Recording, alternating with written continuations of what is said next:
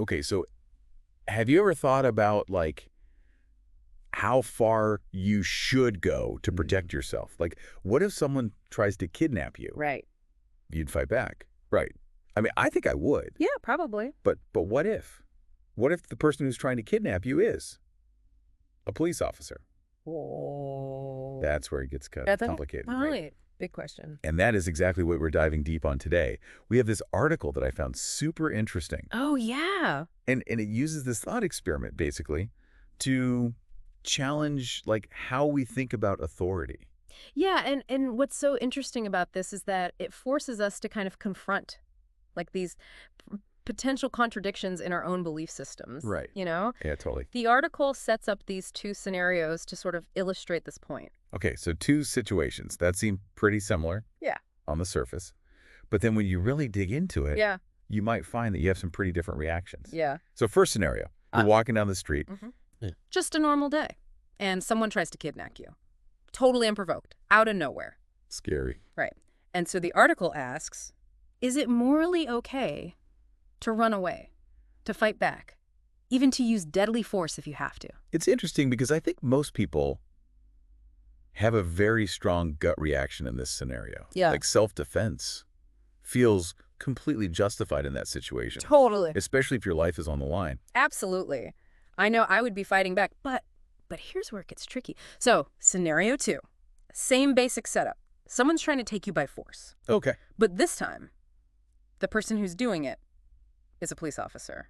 Oh. It's an unlawful arrest. So this is where the article, I think, Right. really starts to highlight those gray areas. Right. Because now you have this added symbol of authority. Exactly. You've got the badge. Right. And so it asks, does that change the moral calculus at all? That is what I found so thought-provoking, because I was reading it and I was like, wait a minute, is running still okay? What about fighting back if they escalate the force? All right. And the article makes this argument that the way we answer that question might actually reveal how deeply we've been conditioned to accept authority, even when it's wrong. Even when our gut's telling us, this is not right. Yeah, totally. The article uses a very strong word for it. It talks about this idea of a slave mentality. What does that mean? So essentially it's this idea that we've almost been trained to obey certain figures, even when our instincts are screaming that something is wrong. Okay, so how does that slave mentality play out in the real world? Okay. Yeah. Can you give me an example? Yeah, I mean, I think there's so many examples historically, but a really good example of this is that Milgram experiment. Oh, yeah. You know, where they had people who were just regular people, and they had them administering what they thought were painful electric shocks to another person just because this guy in a lab coat was telling them to do it. Oh, wow. And it just shows the power of this perceived authority and how that can override our own internal moral compass. It's kind of chilling when you think about it. It is, yeah. So is the article saying that we should just resist authority all the time? Not exactly. I think it's more nuanced than that. Okay. It's more about recognizing that blind obedience can be a very dangerous thing. Yeah. And so it kind of highlights these 4 key takeaways to help us navigate this complex issue. Yeah, okay, let's break those down. What's the first one? So the first one really distinguishes between legal justification and moral justification. Okay. Because something can be completely legal, but not morally right, and vice versa. Oh, totally. Can you give me a real-world example of that? I think a really good example is thinking about something like the Underground Railroad. Oh, yeah. So helping slaves escape was obviously illegal at the time, but many people felt that it was the morally right thing to do, even at great personal risk. Huge risk, yeah. So the article's arguing that sometimes our personal conscience needs to take precedence over just the letter of the law. Oh, that's such a good example. Okay, Yeah. so what's the next takeaway? So the second one challenges the whole concept of authority. Okay. Because it argues that authority is not this inherent quality. It's not something that somebody just has. It's a social construct. It's something that we're taught to accept. So it's like instead of just blindly following, we need to actually question where that authority comes from. Yeah. And whether it's truly legitimate. Exactly. Okay, I like that.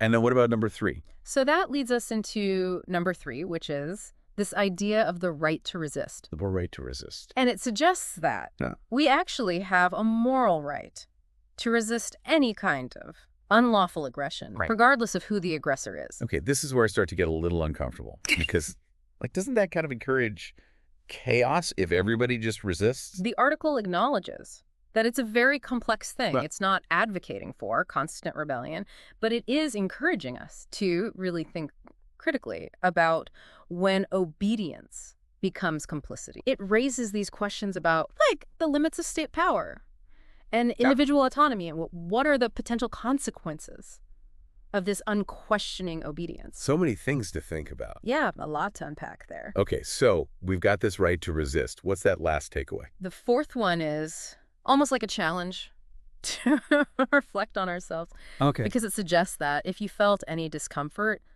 with that police officer scenario, Oh, yeah. that might actually be a sign of our own indoctrination. Well, And it's asking us to examine why we might react so differently when the aggressor has a badge. that is a good point because I definitely felt that conflict in myself. As we were talking about this, like, it's so easy to say, resist unjust authority. But what does that actually look like in practice?